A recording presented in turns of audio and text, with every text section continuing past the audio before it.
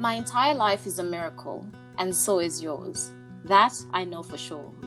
Every person carries their own story of hope and sorrow, victory, loss, redemption, joy, and light. Everyone has had their fair share of life lessons. How well you learn from them is up to you. When you choose to see the world as a classroom, you understand that all experiences are here to teach you something about yourself, and that your life's journey is about becoming more of who you are. Hi, my name is Fungai Mettler, and this is the Raw Stories Podcast. It is a place where we acknowledge where we're coming from by telling stories followed by lessons. The words that I quoted before are from the book called What I Know for Sure, written by the great Oprah Winfrey, and they summarize the story of my guest today greatly. Willard Kachere is many things packaged in one. He's a serial entrepreneur, owning several startups with a global network system of partners, friends, and everybody that he loves in his life. Willard is knee-deep in different sectors, from industry to entertainment and to sport. He's a young business maverick who has set aside everything to make success, motivation, philanthropy, and growth his sole purpose on earth.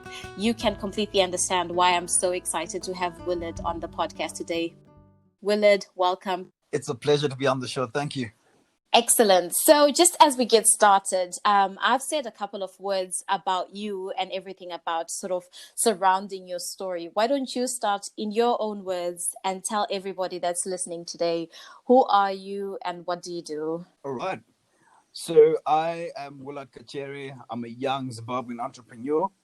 I'm a venture capitalist, life coach, and many other things, but I like to stick to venture capitalist, life coach, and investor. If I must say, I'm 27 now, and in those 27 years, I think it's correct to say I've been doing business since I was 16. Wow. Selling little things at school, doing all these things that were not so legal on school premises. Nothing too hectic, but. I hope so. Yeah, no, that's how it started. Because when I look at my journey and I start to think where it actually started, it started way back when I was I think it was grade 6. My dad gave me a contract line, and I used to communicate with him through that.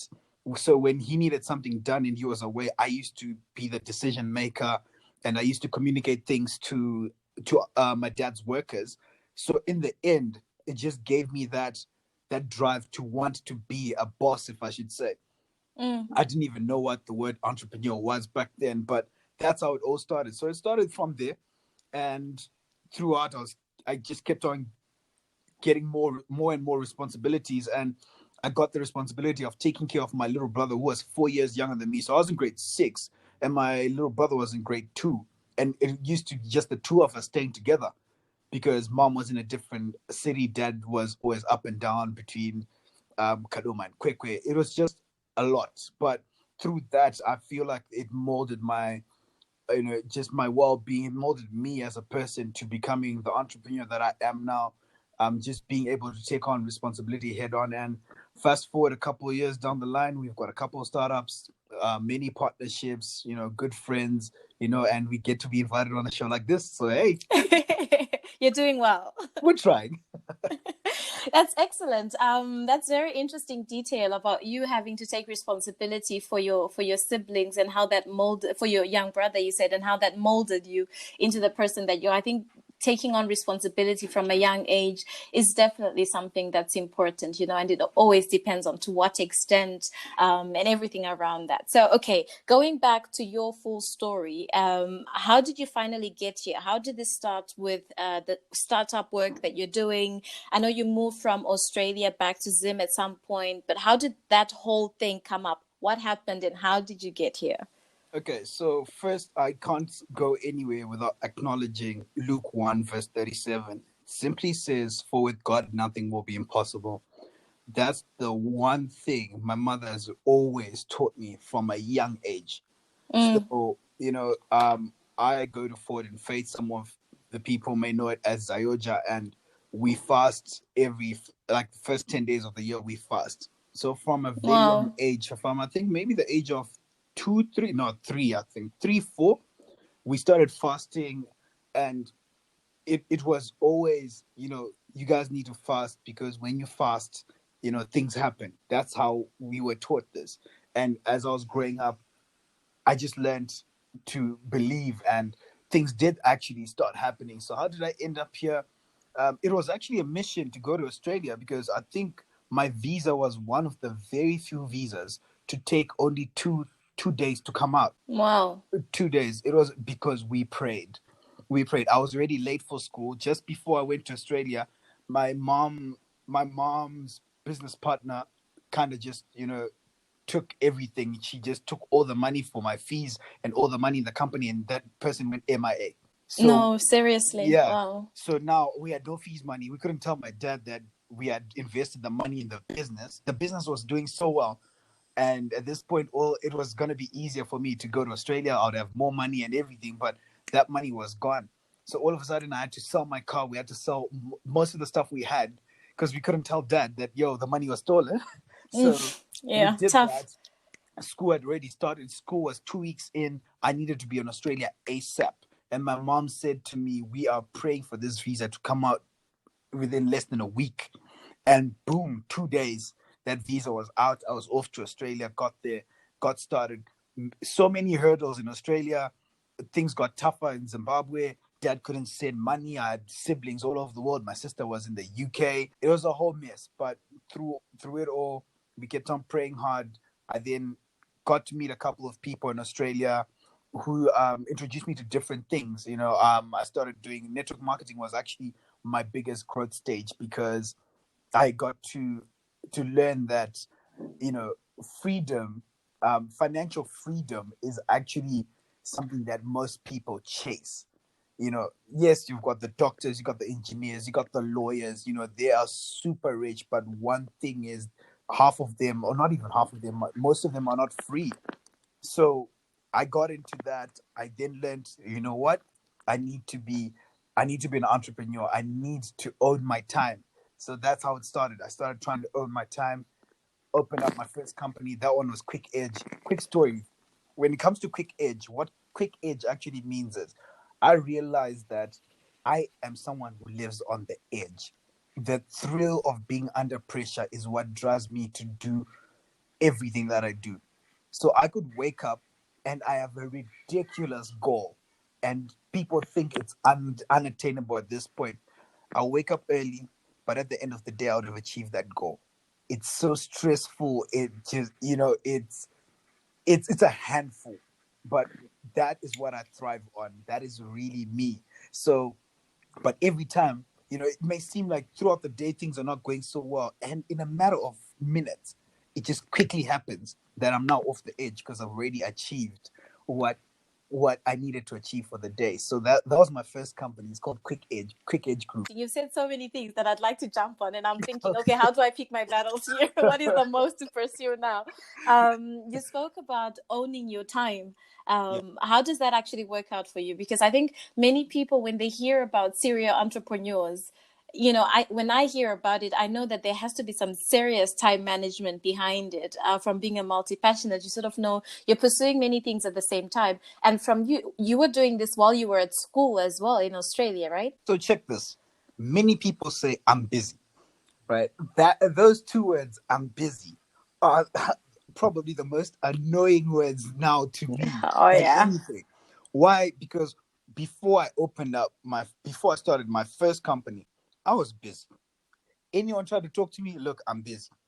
I opened up the first one, I'm busy. Second one, I'm busy. Third one, I'm busy. By the time I opened up the fourth one, I was like, listen, look, you got 24 hours in a day. This I'm busy nonsense that you got going on, you just need to manage your time well. So that's how it all started. So it was just simply deciding what I'm doing at what point, letting go of certain things, and just making sure that I dedicate a bit of time to working on each company each day, because I realized that, some movement is better than no movement at all. Because and I realized that I could never spend 20 hours working on one thing. It just does not work for me. I don't know if it works for other people, but it doesn't work. So when my mother told me to focus on one thing, it was impossible because I had 20 hours because I sleep about 4 hours a day.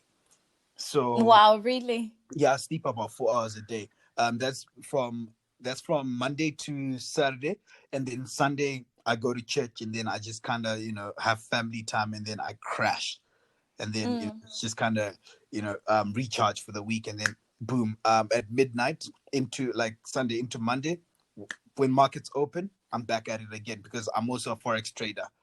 So My goodness. There's no stopping you, is there? no, there is no stopping.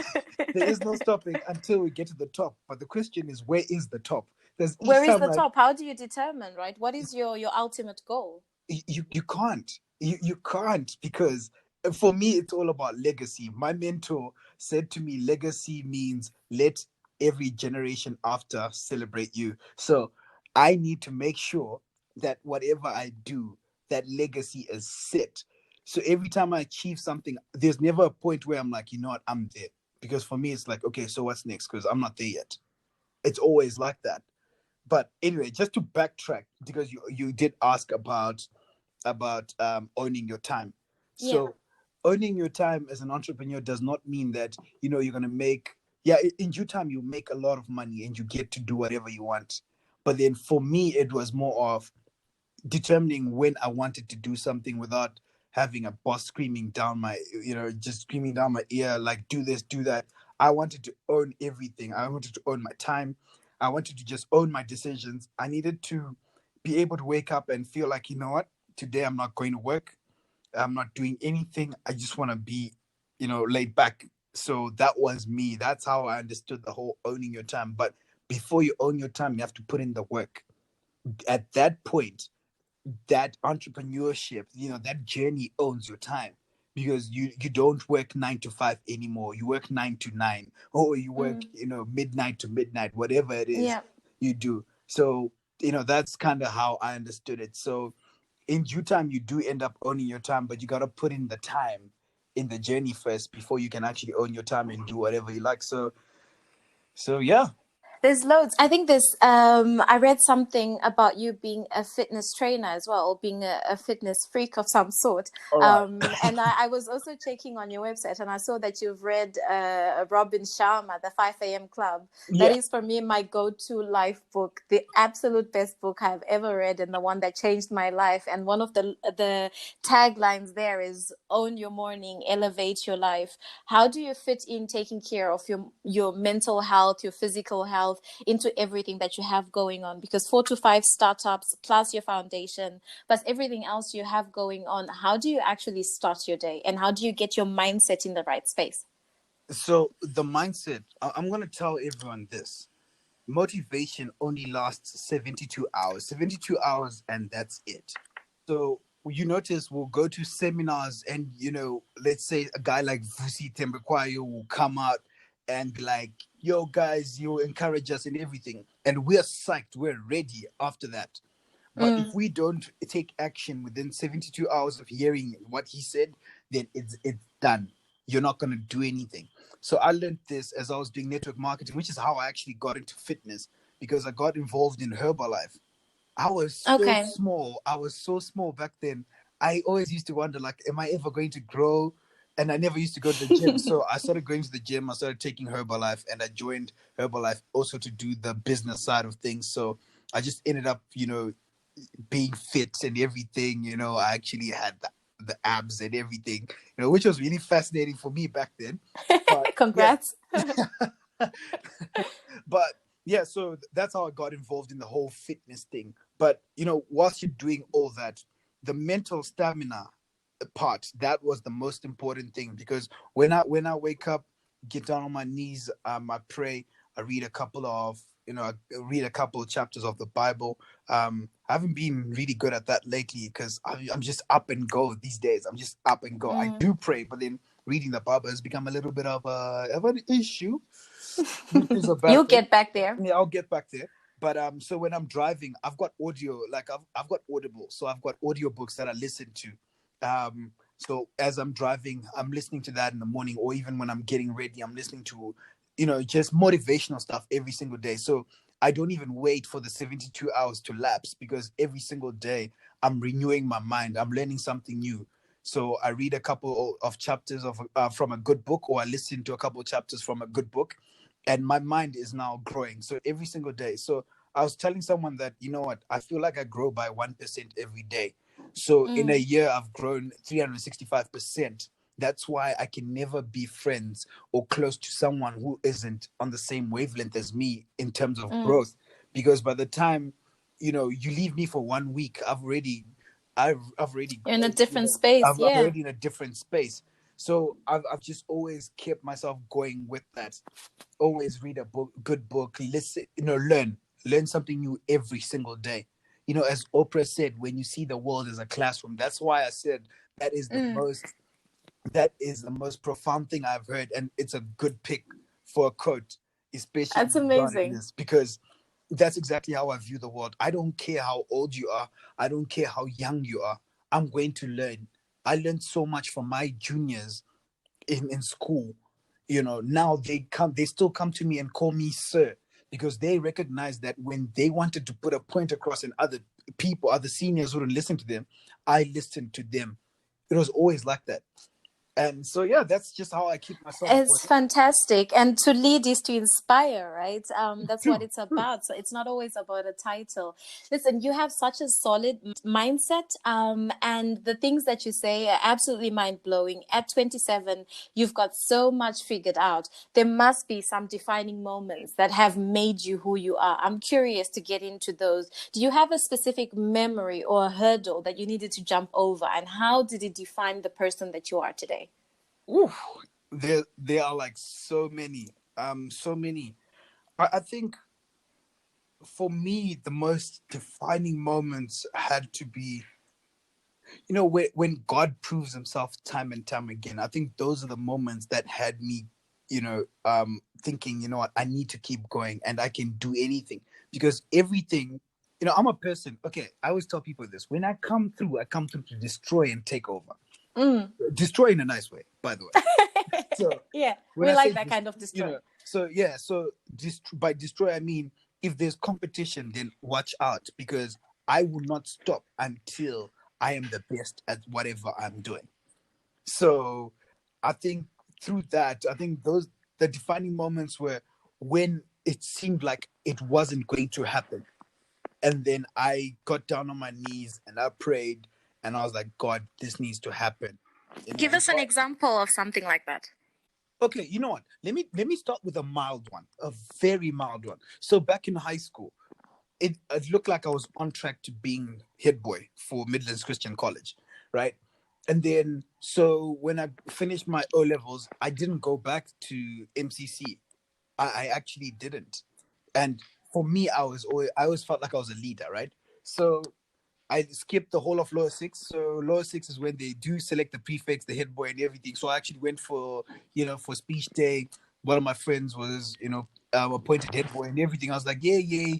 And then the following year, I went back to Midlands Christian College, and then now it was a matter of, do I stay in a blue shirt? So blue shirt was just everyone ordinary, and then the white shirt, and the blazer with the ribbons was it. And I sat there and I was sitting there praying, and I was like, God, I would have been head boy if I was here, but now I'm not head boy.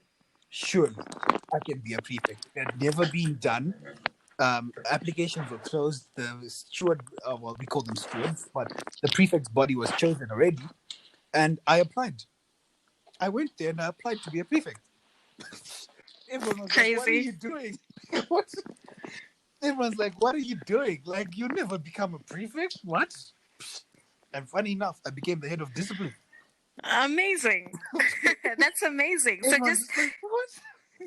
taking that change in your life that sort of seemed to take you off track, Yeah. but still not giving up on your dreams and what you were meant to be. And I'm smiling as you're speaking of that because it's very, very similar elements in our story. So I know MCC very well. We competed with them in athletics and the All likes. I right. was at Petra in Bulawayo. Oh yeah. So I know a lot about that as All well. right. Very, All very right. Yeah. fascinating. And so I understand completely when you say something like, it just wasn't done and it wasn't possible school because you needed to establish yourself quite well over a number of years to get any sort of leadership role. So I understand the difficulty that must have caused, and you going out and applying is really brave and ballsy, if I must say.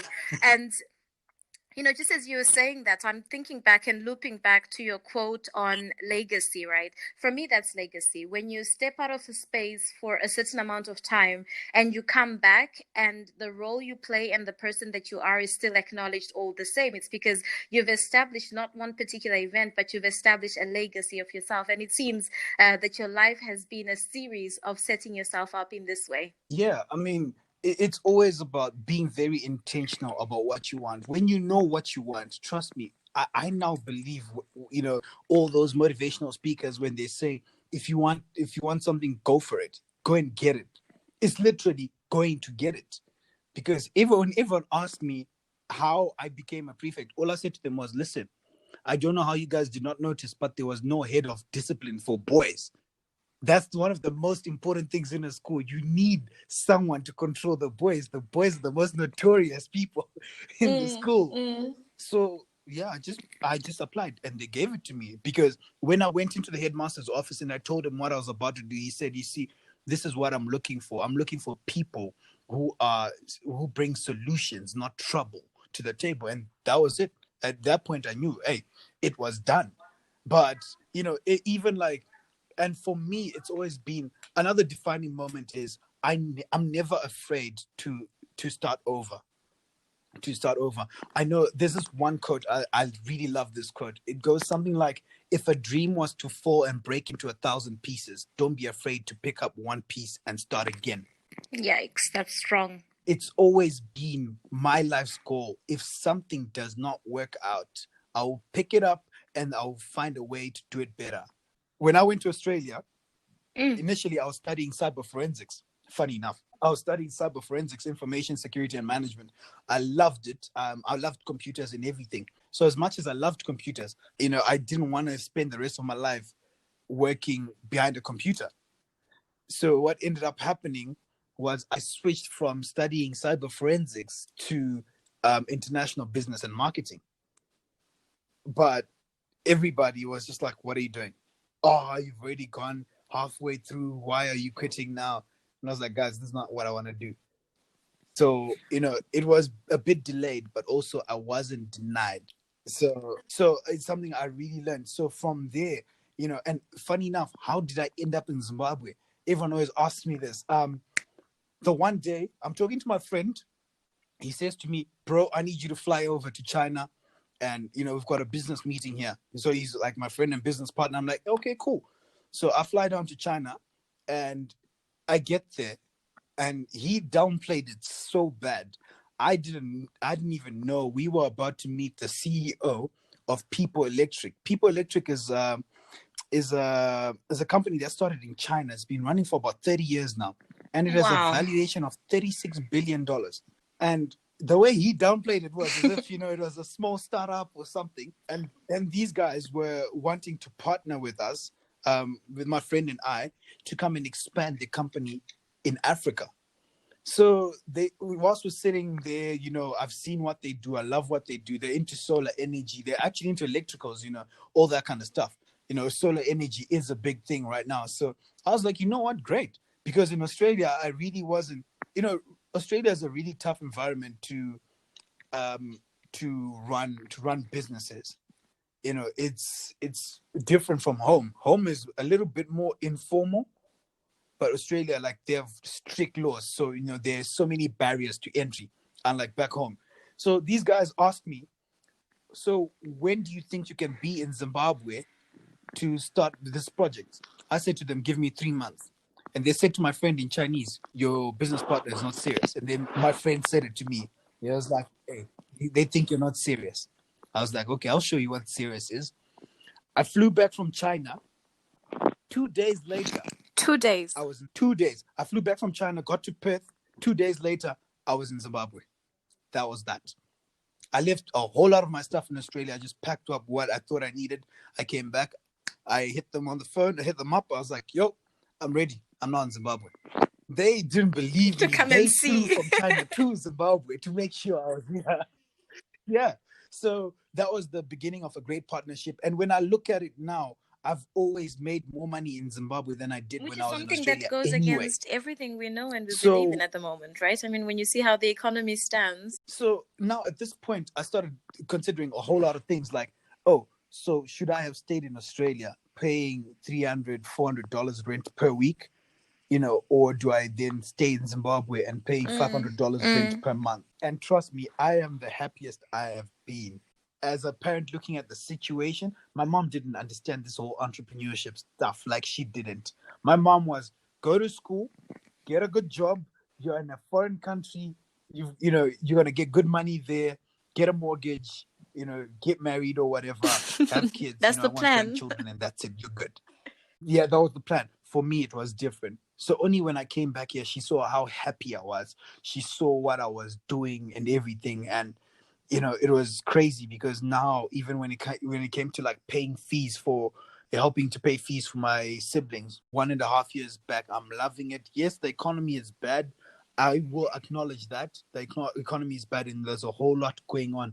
But even in times like these, there's always a way you can build a sustainable business in an economy like this and just wait it out until the economy straightens out, or you can make strides without having to be complaining about the situation and everything. I know some people might think, oh, he's speaking from a privileged point of view, but trust me, my parents had no hand in me starting up any of my companies. They stopped paying for my fees maybe 1.5 years into uni.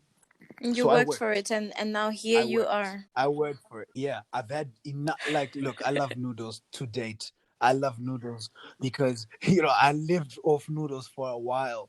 I'm a rapid investor. I will invest all my money and have enough money to buy, just a bit of meat and a couple of packets of noodles for 2 weeks because I know when that investment comes back, I'll have 10 times more. So Your story is very that's my impressive, story and right there's there. so many things that I'm picking up on it, and I think many of us can learn from. I mean, the one is seeing an opportunity and going for it in its entirety. And you spoke about how within 2 days you had left Perth and you were in Zimbabwe to establish a new partnership and business. That takes a lot of guts and it takes a lot of courage because there are no guarantees to success. It's a lot of trial and error. And I'm sure you have examples in your life or scenarios where you thought that was it and maybe it turned out to not be it. And you said something about not being afraid to stop and to pick up all the pieces of a broken dream. And I think there's so much power in that because so many times we do something and we fail and then think, oh no, that's it, that's over. But being able to go back and pick up on that one tiny broken piece, there is so much in that. There is so much in that. So I would ask you, so two last questions from my side. The first one is, what are you most proud of? And then as you're talking and thinking about that, the last question for our session today, for this very exciting and motivation conversation, I must say, would be if there were 3 nuggets that you could leave everyone with today, 3 nuggets, what would those be? Right. What am I most proud of? At this point, I am proud that I have been able to make an impact in so many people's lives through different things, just by the way I live, the way I handle myself in tough situations. I've had times when I'm being attacked on social media and people are saying this and that, but I just don't respond, because I believe I move either way. I don't respond to certain things. Just the way I've handled myself has encouraged so many people. It has given other people hope, people that have been cyberbullied, and they think they don't have a voice now. For me, I will put out whatever. So I think the proudest moment is actually the proudest thing for me right now is my Mindset Mondays. Monday is my favorite day of the week. People find it really weird, but I love Monday because as soon as I wake up and I start my Monday on a good note, like the whole week is going to be great. Not that it's not going to come with these trials and tribulations in that week, no. But because I start off my Monday, I can conquer anything. So Monday is my favorite day. So I've got Mindset Mondays that I've been doing successfully now for a year. This is a year, 8 months now. where every single Monday I put out a quote that I have come up with myself, and I just write a bit of a description on what it is I've learned from the quote and why I'm saying what I'm saying, and I just put my thoughts out there. And if I don't post it up on time, I always get messages like, "Is I it still love Sunday that. at your house?" Yeah, we're waiting. Yeah, we're waiting, because for me, I think that is probably my proudest moment, because I'm teaching someone, I am reaching someone. you know for me, it's we need to change this world one mind at a time, because everything starts from the mind. That is my biggest thing. Everything starts in your head. So once you've got that right, once you set your mind to anything, you can achieve whatever. So yeah, I mean, there's a whole lot else I've done, but for me, it's the impact I have in other people's lives. Because if especially right now No, we in Zimbabwe, absolutely we do. need Yeah. that. We need people to start changing their mindsets. We need people to start looking at life a whole lot more different than they are now, despite everything else that's going on. I know it's hard. I know it's difficult. People always say to me, "How do we then change our minds on an empty stomach?" And I get it. But all I'm saying is, we're praying for the best, but at the same time, let's start changing our minds, because if we wake up and things all of a sudden are good and things are back on track, and your mind is still behind, you're going to have to play catch up. And by the time you play catch up, everyone's already far ahead, everyone's far gone. Now you start complaining again, because it's a habit. So I think that's probably the proudest thing. I think the next thing that I'm going to be really proud of would probably be the Kachere Foundation. We've already teamed up with African Citizen. We just hosted an event in Cyprus just 2 weeks ago. It was so successful. I'll have the videos up on my YouTube channel soon, where we're just trying to create opportunities for African students, because the founders of African Citizen realized that, within it was Cyprus, actually, it started in Cyprus. Within the Cyprus community, so many students were so talented. They had so many businesses that they had going on, but they were so low key, no one really knew. So we put them all in one room, told them to bring their products, exchange contacts and network, which is the best thing, because obviously your network is your net Yeah, worth anyway. amazing. So Amazing. hey, So many different elements. And so I as you're mean, speaking yeah. about Motivation Mondays, I'm smiling because my older brother feels the same way. And he's one of those people that actually finds joy in a Monday. So I know he'll be listening and he'll be happy to hear that he's not alone in this loving Mondays business. And I love the story about making an impact while making a living, because that's what I live by as well. I think a life where you just make a life for yourself and not think about others, there's not much benefit and there's not much joy to that. And making an impact certainly, clamps it down. So many things you've spoken about. You spoke about having a mentor, you've spoken about legacy, you've spoken about mindset, making an impact, your foundation. I'll link all the stuff to your work with this post. But as we round off, what are the three main nuggets? If people say, listen, this session, I didn't take anything away except for these three things, what would those be? Start where you are. And that will always be something I will tell people. Start where you are. Stop waiting for the right time, the right environment and everything. Just start where you are, because like, some movement is better than no movement. In due time, it will all come together. So the first thing is, start where you are.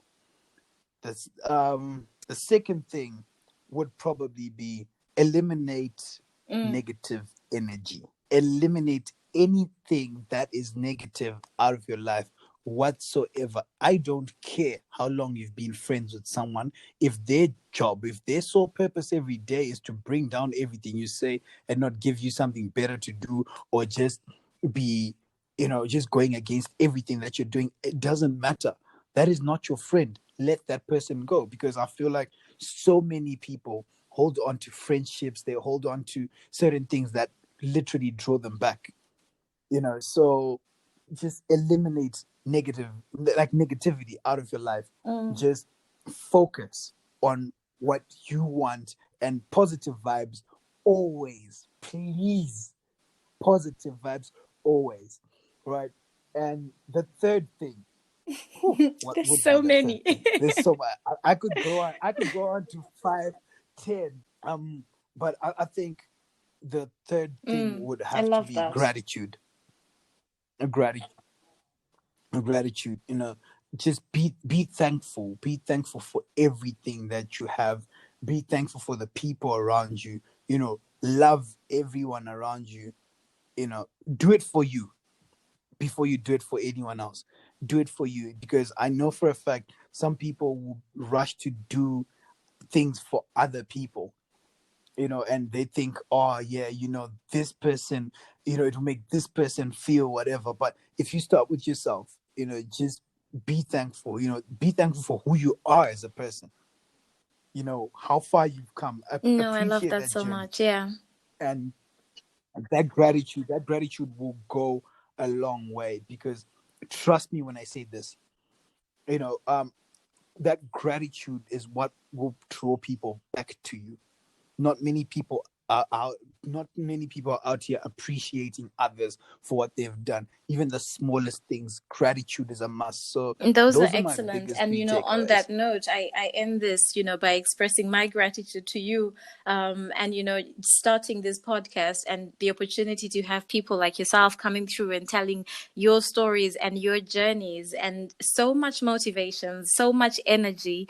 I wish you all the success in the world. And I know that you will absolutely go for everything. I think there's a lot of potential synergies between the foundations and the work that we're doing. So I definitely look forward to exploring more of those through this conversation and through everything you've said. I feel like I've gained a friend. So thank you so much for being so open with us and for sharing these nuggets from your life. Thank you so much. I will never skip out on an opportunity, to network in different ways. This is your thing. So I've come onto your platform. You've given me a platform to air out my story. And, I know someone is going to hear it. I know it. I just Yeah. need one person to be encouraged from this story. Just one person, and we're good. But at the same time, I've definitely gained a friend, and I cannot wait, to see what sort of, partnerships we can grow just from, it starting from, this podcast. So thank you so much. No, thank you so much for joining us. And to everyone that has listened to the podcast today, thank you for tuning in, and see you next time.